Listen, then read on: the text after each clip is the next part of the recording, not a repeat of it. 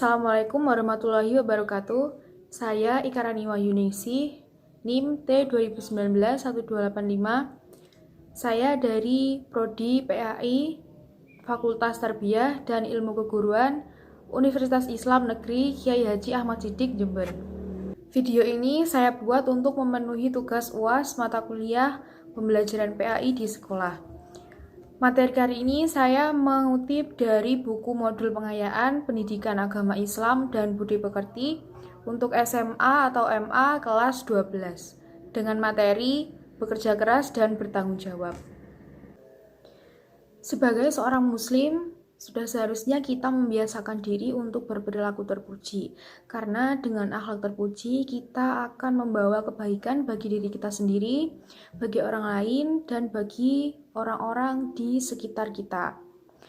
Yang termasuk dari akhlak terpuji yang saya maksud ada beberapa, yaitu kerja keras dan bertanggung jawab. Nah, untuk lebih memahami apa sih kerja keras dan tanggung jawab itu, kita akan membahas materi ini lebih lanjut. Tolong perhatikan apa yang saya jelaskan.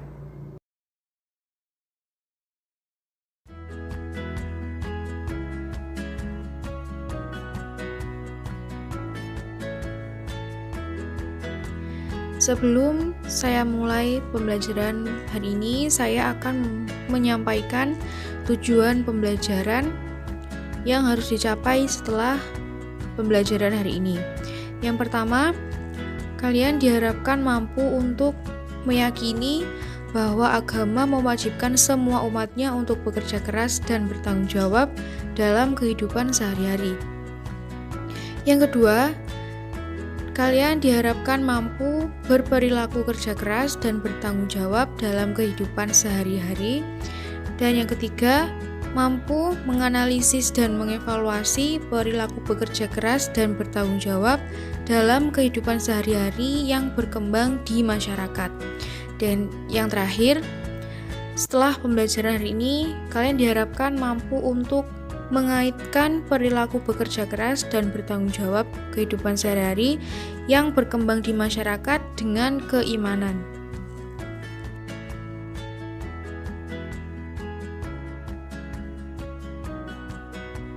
Yang pertama, kita akan membahas mengenai kerja keras. Nah, apa sih kerja keras itu? Secara bahasa, kata kerja keras merupakan gabungan dari dua kata yang kemudian menghasilkan arti baru, yaitu dari kata kerja dan keras. Kerja berarti berusaha atau berjuang, dan keras berarti bersungguh-sungguh. Jadi yang dimaksud kerja keras adalah berusaha dengan sungguh-sungguh untuk mencapai suatu cita-cita atau tujuan tertentu. Allah Subhanahu wa Ta'ala telah menjelaskan keutamaan bagi seorang yang bersungguh-sungguh dalam menjalankan hidupnya di dunia ini, yaitu dengan firman-Nya berikut ini. Bismillahirrahmanirrahim. وابتغ فيما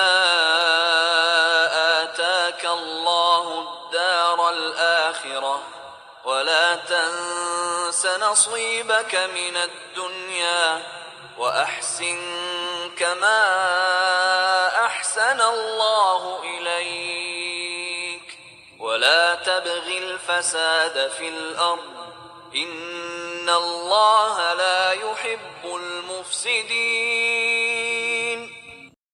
بسم الله الرحمن الرحيم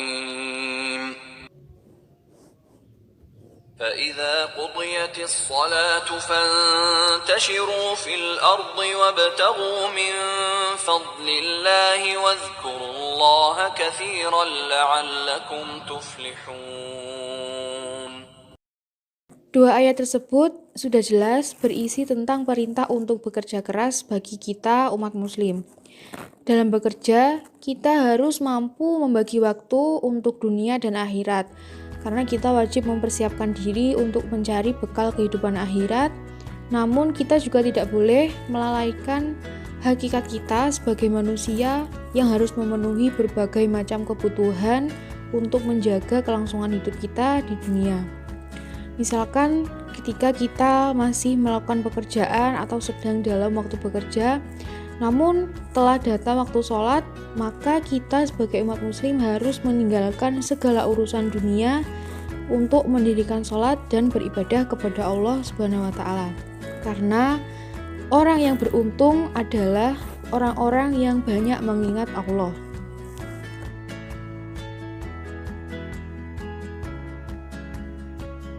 Ketika kita melakukan kebaikan, tentunya kita juga akan mendapatkan kebaikan pula.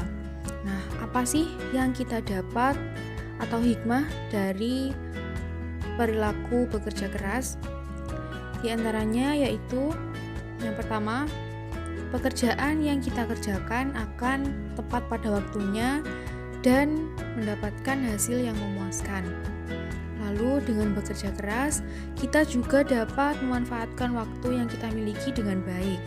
Lalu cita-cita atau sesuatu yang kita inginkan bisa benar-benar tercapai apabila kita bekerja keras.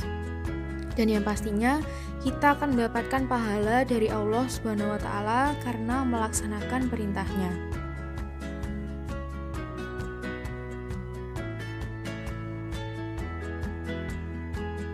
Yang selanjutnya yaitu tanggung jawab. Tanggung jawab menurut Kamus Besar Bahasa Indonesia adalah keadaan wajib menanggung segala sesuatunya. Sehingga bertanggung jawab ini diartikan sebagai berkewajiban menanggung, memikul, mengampu segala sesuatunya, dan menanggung akibatnya.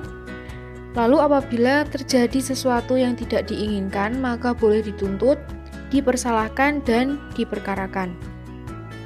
Berdasarkan penjelasan tersebut, bisa kita pahami bahwa tanggung jawab merupakan kesadaran diri kita sendiri, kesadaran manusia akan tingkah laku atau perbuatannya yang disengaja maupun tidak.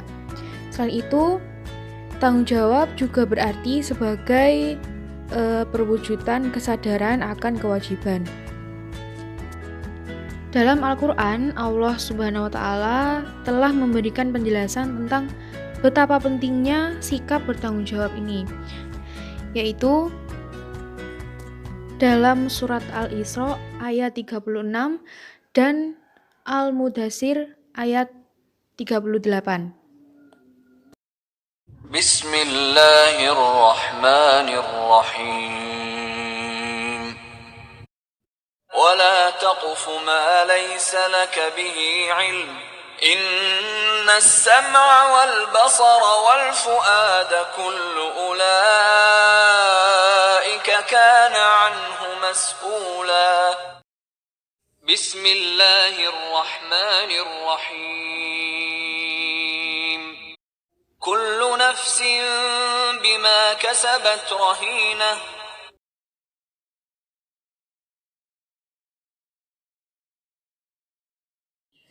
Macam-macam tanggung jawab yang harus kita ketahui sebagai umat Islam untuk diamalkan dan dipraktekkan dalam kehidupan sehari-hari, yaitu yang pertama, tanggung jawab kepada Tuhan. Sesuatu yang pertama kali menjadi tanggung jawab kita sebagai manusia yaitu tanggung jawab kepada Tuhannya, karena manusia adalah makhluk ciptaan Tuhan. Selain itu, sebagai ciptaan Tuhan, tentunya manusia memiliki keterikatan dengan tujuan Tuhan menciptakannya.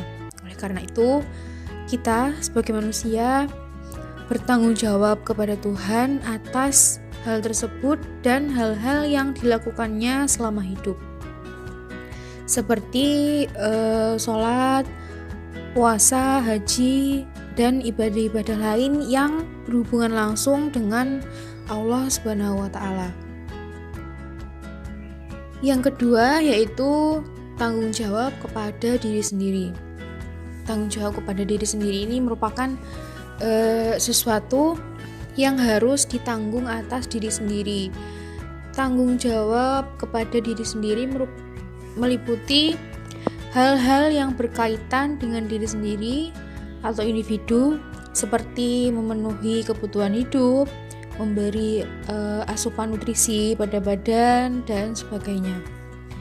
Dengan kata lain, tanggung jawab kepada diri sendiri adalah berkaitan dengan bagaimana cara kita memimpin diri kita sendiri untuk menjadi yang lebih baik. Contohnya ketika kita makan, minum, dan memenuhi kebutuhan hidup dan sebagainya. Yang ketiga, tanggung jawab kepada keluarga. Tanggung jawab kita terhadap keluarga diantaranya menyangkut nama baik keluarga, kesejahteraan, keselamatan, pendidikan, kehidupan, dan yang paling utama adalah bertanggung jawab menjaga keluarga dari api neraka.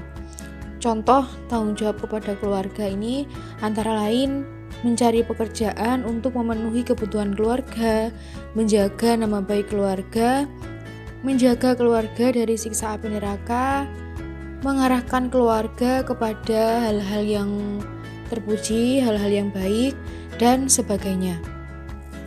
Lalu yang keempat, tanggung jawab kepada masyarakat. Konsekuensi kita sebagai makhluk hidup yang bersifat sosial adalah manusia merupakan bagian dari masyarakat. Karena merupakan bagian dari masyarakat, maka dalam berpikir, bertingkah laku, berbicara, dan sebagainya, manusia terikat dengan masyarakat, sehingga menjadi sebuah kewajaran apabila segala tingkah laku atau perbuatan yang kita lakukan sebagai manusia harus dipertanggungjawabkan kepada masyarakat.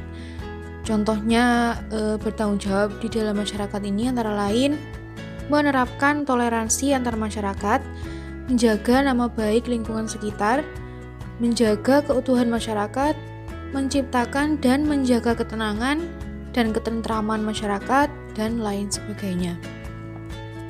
Dan yang terakhir yaitu tanggung jawab kepada negara.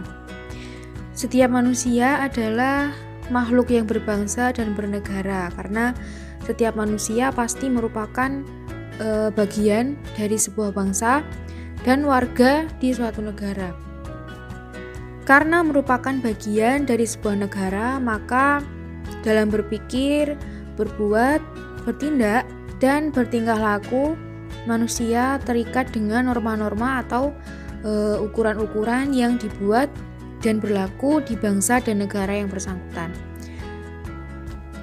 Dengan demikian, maka setiap manusia tidak dapat berbuat sesuka hati, terlebih lagi melanggar norma-norma, melanggar aturan-aturan yang berlaku di sebuah kawasan tertentu.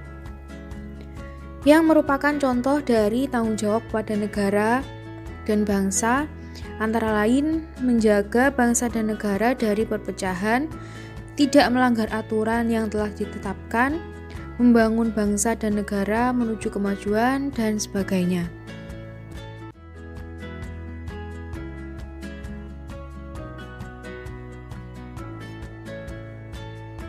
Bertanggung jawab harus dilaksanakan atas dasar kesadaran diri sendiri, karena jika seseorang sudah terbiasa untuk bersikap tanggung jawab, maka akan banyak memperoleh hikmah dan manfaat dalam hidupnya.